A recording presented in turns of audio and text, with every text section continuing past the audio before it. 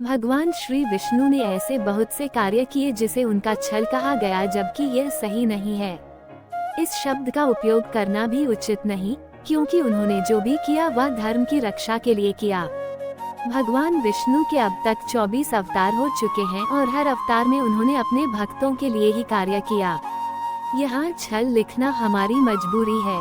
1. पहला छल, जब जलंधर अपनी पत्नी वृंदा के पतिव्रत धर्म के कारण अपार शक्तिशाली बनकर पार्वती और देवी लक्ष्मी के हरण करने की योजना बनाने लगा, तब भगवान विष्णु जलंधर का वेश धारण करके वृंदा के पास पहुंच गए। वृंदा भगवान विष्णु को अपना पति जलंधर समझकर उनके साथ पत्नी के समान व्यवहार करने लगी।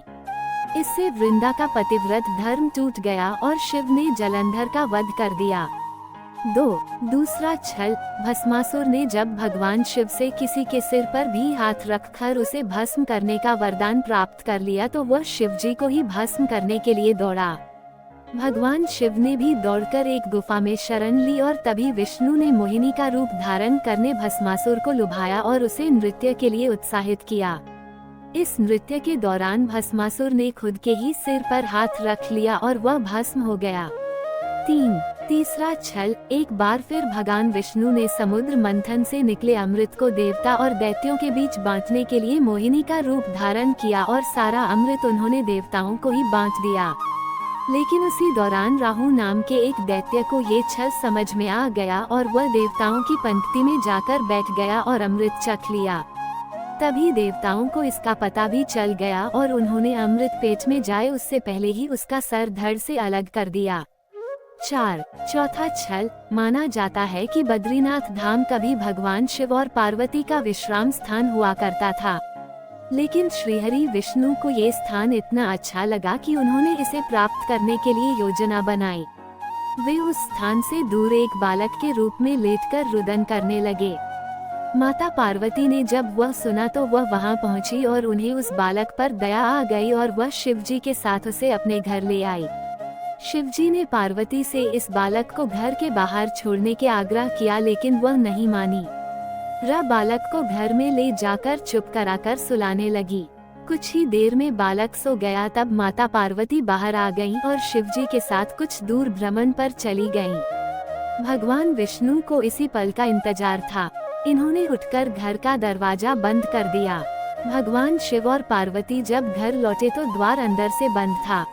इन्होंने जब बालक से द्वार खोलने के लिए कहा तब अंदर से भगवान विष्णु ने कहा कि अब आप भूल जाइए भगवान, ये स्थान मुझे बहुत पसंद आ गया है, मुझे यहीं विश्राम करने दीजिए।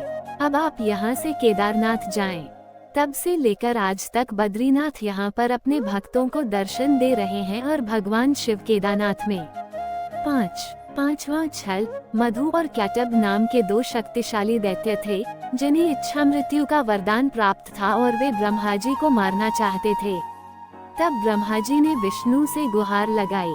विष्णु ने अपने छल बल से कुछ ऐसा कार्य किया कि उन दोनों दैत्यों ने विष्णु से कहा कि वत्स तुम जो चाहो वरदान मांग लो।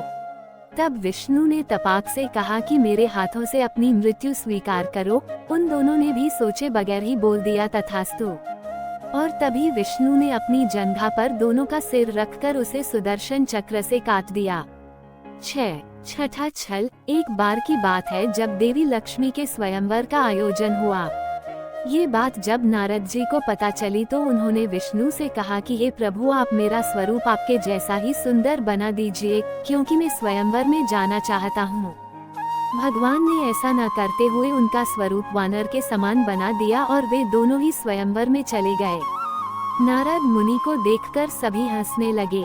वहाँ शिव गणों ने उन्हें आईना दिखाया। तब उन्हें पता चला कि मेरे साथ विष्णु ने छल किया है।